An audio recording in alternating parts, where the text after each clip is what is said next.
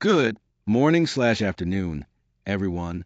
I'm excited to welcome you to our presentation on understanding race, ethnicity, and nationality.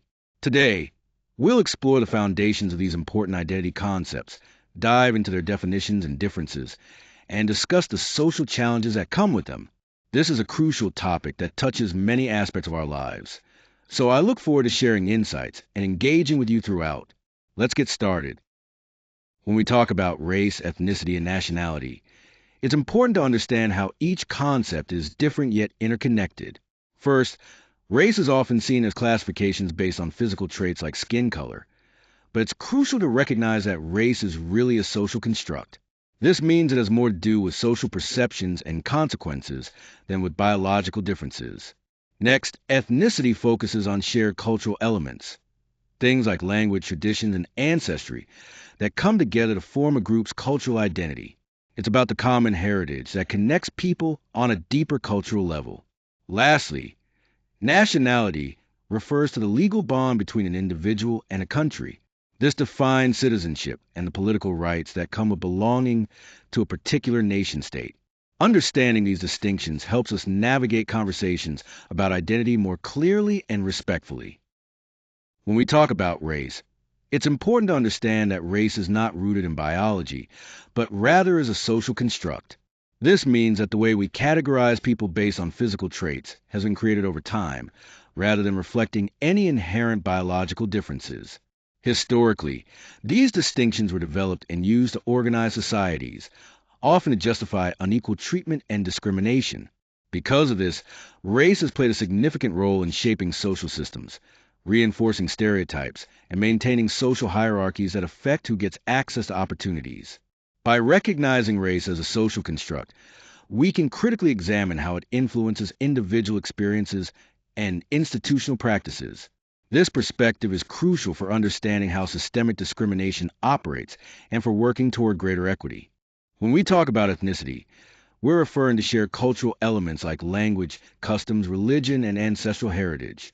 These aspects come together to form a collective identity within a group, giving people a strong sense of belonging and helping to preserve cultural traditions over time.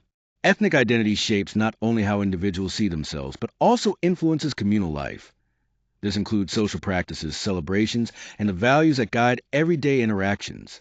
It's important to distinguish ethnicity from race. While race is often seen as based on physical characteristics, ethnicity focuses on cultural connections and can be complex, involving multiple layers shaped by history and social experiences. Ultimately, ethnic identity plays a key role in maintaining cultural continuity and strengthening the bonds within communities. Nationality is essentially the legal bond between a person and a nation state. This connection comes with important rights, like citizenship and the ability to participate politically. It's not just about identity, it's about formal legal recognition and the responsibilities that come with being part of a country. Unlike race or ethnicity, which focus more on cultural or physical traits, nationality centers on political and legal status. This legal status defines your identity in the eyes of the law and links you to national institutions and governance. Ultimately, nationality grants you rights and duties within a country, shaping your role and participation in society. When we compare race and ethnicity, it's important to understand that race is largely about perceived physical differences and social constructs created around those differences. On the other hand, ethnicity is more about shared cultural heritage and a sense of belonging to a particular group with common traditions, language, or customs. Now, when we move from ethnicity to nationality, the distinction shifts slightly. Ethnicity is still rooted in cultural identity, but nationality is about legal ties to a nation state, essentially your citizenship. So, while ethnicity connects you to a cultural group, nationality connects you to a country and its legal framework. Both concepts shape how individuals identify themselves and relate to others, but they highlight different aspects of our identities. When we look at differences in race, ethnicity, and nationality, it's clear they can create significant social challenges. These differences often lead to discrimination, prejudice, and conflict centered around identity. Such challenges don't just affect how people relate to each other. They can also limit access to resources and hinder social inclusion. This impacts group dynamics, sometimes causing tension within groups and between different communities, as individuals try to navigate their complex identities in diverse settings. To effectively address these issues, we need to develop a strong awareness of systemic inequalities that underlie many social barriers.